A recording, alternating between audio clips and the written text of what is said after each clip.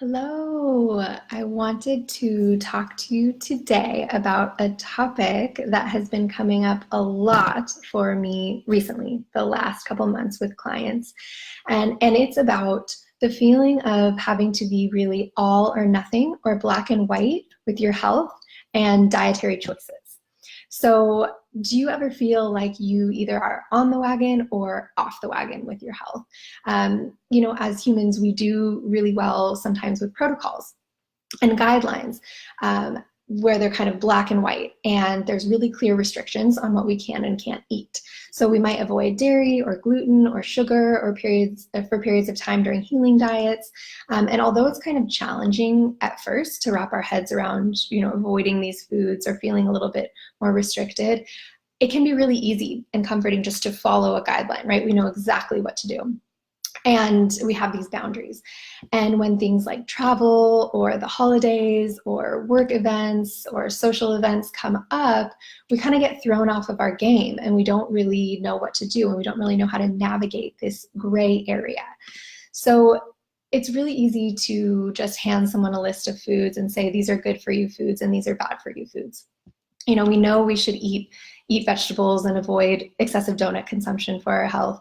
But what really prevents us from doing this on a daily basis? And so where the real transformation happens and where the work gets done is in navigating this gray area. So sometimes we need these protocols, these strict protocols and guidelines, like different types of healing diets like autoimmune paleo or going gluten-free or something like this. But a lot of times what we need to do is figure out this gray area and what's going to work for us specifically. So I've had a lot of clients recently that are finding this area challenging because we are in the holidays and there are a lot more social events, a lot more travel, and things coming up where we kind of feel like we are thrown off our game, or we're on the wagon or we're off the wagon. So I wanted to address this topic today to be able to help some of you who might be finding yourselves in the same situation, the same place. So I have 3 tips to think about when we are navigating this gray area and not wanting to feel so black and white about our food choices. And the first one is one I talk about a lot, but it's to get really clear on your why. Why are you doing this in the first place? What is your motivation for eating healthier, paying attention to what food goes into your body and your health? So for me personally, my why do I care about any of this stuff in the first place, is because I have a genetic predisposition to autoimmunity. I have an autoimmune condition. And for me, the food I put in my body really affects my gut health, my immune system, and how I'm able to show up on a daily basis.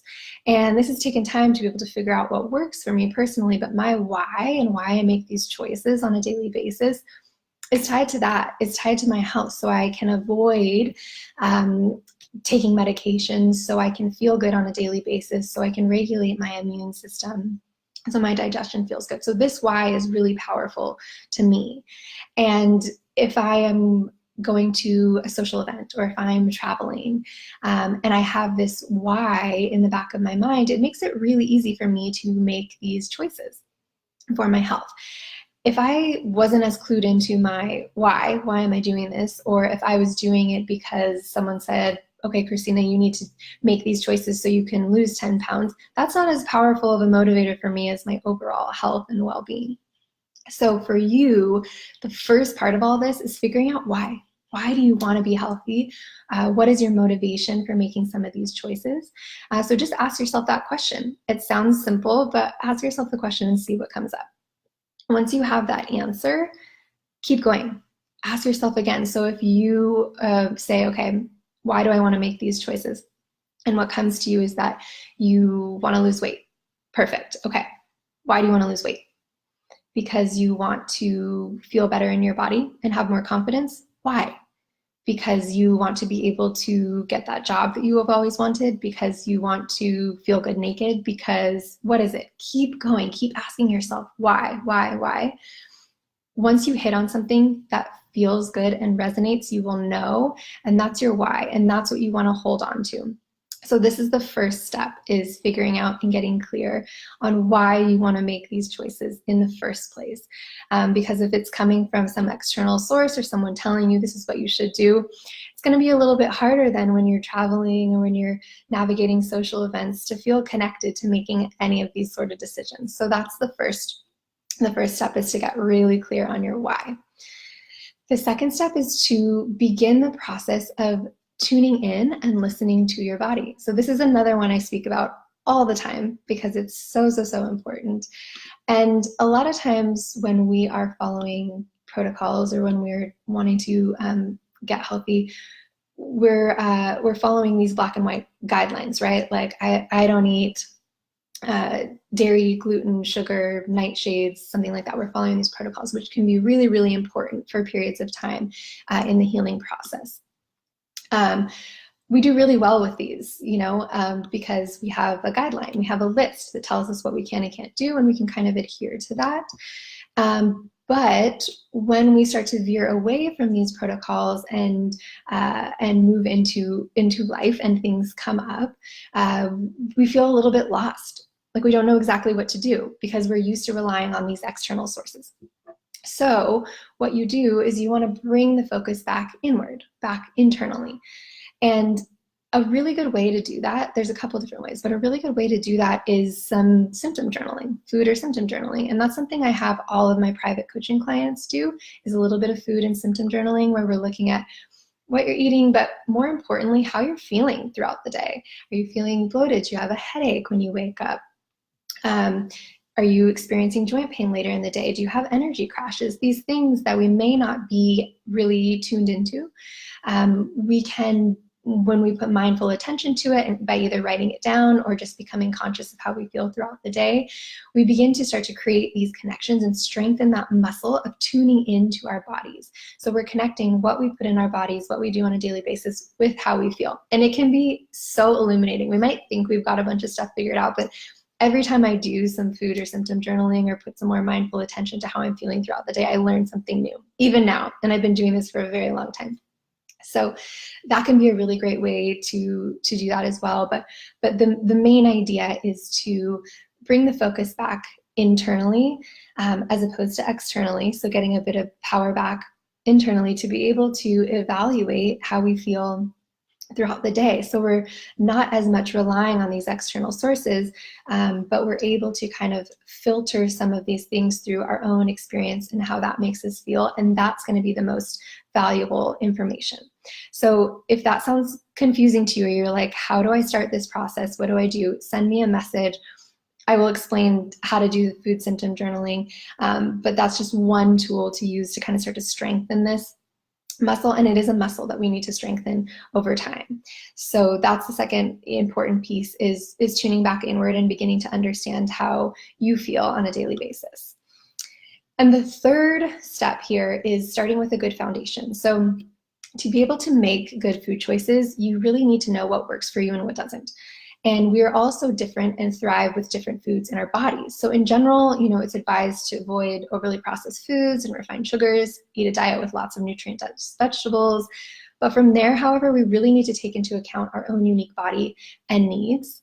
And this is where that process of tuning in, understanding how things make us feel on a daily basis, and experimenting with what works and what doesn't really comes into play. So you can see all these three pieces kind of have to work together. But starting with a good foundation is key, because once you know how certain foods make you feel, and you consistently incorporate the foods that make you feel good while taking out foods that make you feel bad, you create a really good foundation, and your body responds accordingly, and it becomes less of a mystery. So once you have sort of this solid foundation of health, it's a lot easier to veer off and come back on track. And so you're more easily able to tune in, understand how you feel, and know how to bring yourself back. Because, I tend to encourage people to follow what's called a 90-10 rule. 90% of the time you're eating really good nutrient-dense food. 10% of the time you're kind of veering off and doing what you need to do. This is how we get away from this strict black and white way of thinking, feeling like you're really all or nothing. You're either giving it your all, you're eating perfectly healthy, you're the perfect specimen of health, or you're totally off the wagon and you don't know what to do. and you feel awful. So finding that middle ground, we need to have a good foundation. We need to understand what's going on in our body and foods that help us and foods that hurt us. And that's going to be a little bit different for each of us. It's going to be different for you than it is for me. So when I work with clients, that's what I do. I work with people to uncover food sensitivities, help them move towards, healthy whole foods diet that's going to work specifically for them in order to create this solid foundation. And it can be really helpful to have a guide throughout this process. I have had it myself, and I have coached hundreds of women through this process to figure out what works for you, so you don't feel like you're constantly on the wagon or off the wagon. You're really kind of in that middle lane, and you have a lot more freedom, ease, and comfort, and also confidence with knowing how to navigate situations like travel, social events, holidays, things that typically would throw us off our game. Don't throw us off our game anymore, because we really know how to navigate them. We know how to veer off. We know how to come back. And we have this really solid foundation of health where we feel really confident with choices we make on a daily basis. So those are the three main ways really to avoid the trap of feeling like you are all or nothing when it comes to your health. And so if you need any more help with this, this is what I do. I always offer free 30-minute discovery calls for people. So you can book that in. I'm going to put a link under this video. You can book in a call with me that way, or you can go to christinatidwell.com, my website, and book in a free call there. And I really like to use these to learn more about you and your specific health issues, get really crystal clear on what are the main issues you're dealing with right now, and figure out what's standing in your way, and creating a plan of action, sort of like a game plan for you to know how to break through some of these barriers and achieve these health goals. And especially during this holiday time, I find that people are really feeling this black or white, feeling this all or nothing sort of mentality, and saying, okay, well, I have to get through a couple more months of feeling really bad, and then I'm going to go get back on the wagon, and I'm going to do sober January. I'm not going to drink. I'm going to eat good foods, which that's all totally well and good for sure. But there are ways to sort of navigate this gray area. So I've given you the 3 steps, and this is what I use with all of my private coaching clients. We kind of tailor it to them specifically. So you have the tools right there. So just go ahead and dive in, do some work, ask yourself some of those questions. And if you want to know more about food symptom journaling, send me a message too. And hopefully that helps to get you to a place of a little bit more food freedom and ease and confidence. All right. Thank you.